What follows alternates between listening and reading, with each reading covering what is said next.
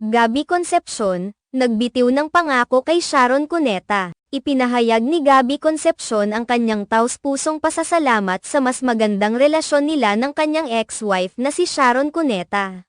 Kasunod ng kanilang matagumpay na concert tour sa Amerika para sa Dear Heart. Sa isang emosyonal na post sa Instagram, ibinahagi ng aktor ang mga hindi malilimutang sandali mula sa kanilang tour na nagpatibay at nagpalalim ng kanilang pagkakaibigan. Sa isang video clip na ibinahagi ni Gabby sa kanyang Instagram reel, makikita ang kanilang masayang pag-uusap habang nasa entablado, na isang patunay ng pagbabago at mas malalim nilang koneksyon. Sa kanyang caption, inamin ni Gabby na sa kabila ng mga taon ng kanilang paghihiwalay, naging daan ang concert tour na ito upang muli silang magkakonekta at mas magkaintindihan. Ayon kay Gabby, nagpapasalamat ako sa mga fans namin sa mga tao na hindi bumibitaw at naging possible yung concert tour na ito, that we got closer again, understood each other better, made us both a better person. Dahil sa concert tour, naging mas maligaya at mas matatag ang kanilang relasyon bilang magkaibigan,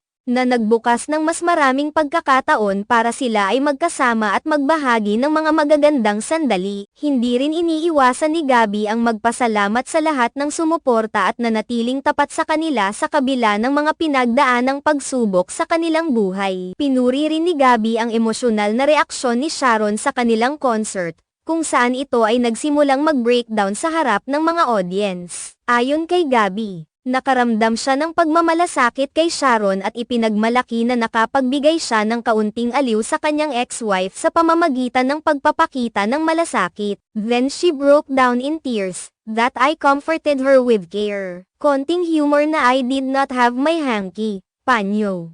I realized that very moment, these were tears of joy, dagdag pa ni Gabby. Ang mga sandaling iyon sa concert ay nagpakita ng kanilang tunay na pagmamahal at suporta sa isa't isa bilang magkaibigan, na naging mas matibay pa mula nang maghiwalay sila bilang mag-asawa. Bagamat may mga pagkakataon na mahirap ang kanilang mga pinagdaanan, naging mas magaan ang lahat dahil sa kanilang mutual na pag-unawa at respeto sa isa't isa. Sa kabila ng mga taon, patuloy nilang pinapakita na ang isang malalim na ugnayan ay hindi nauurong sa mga pagsubok, kundi lalo pang pinagtitibay ng mga magagandang alaala at personal na pag-unlad. Makikita rin sa post ni Gabby na bagamat matagal na silang naghiwalay ni Sharon, nakapagpatuloy sila sa buhay at pareho nilang natutunan ang mga aral mula sa kanilang mga karanasan. Sa pamamagitan ng concert tour, hindi lang nila ipinakita ang kanilang mga talento, kundi ang kanilang mga personal na transformation bilang mga individual at bilang magkaibigan. Tinutukoy din ni Gabby na ang mga pagsubok na kanilang pinagdaanan ay nagbigay daan para sa kanilang paglago bilang mga tao. Ang kanilang mas matibay na pagkakaibigan ay nagsilbing inspirasyon hindi lamang sa kanilang mga fans kundi pati na rin sa iba pang mga tao na naniniwala sa pangalawang pagkakataon at sa halaga ng forgiveness.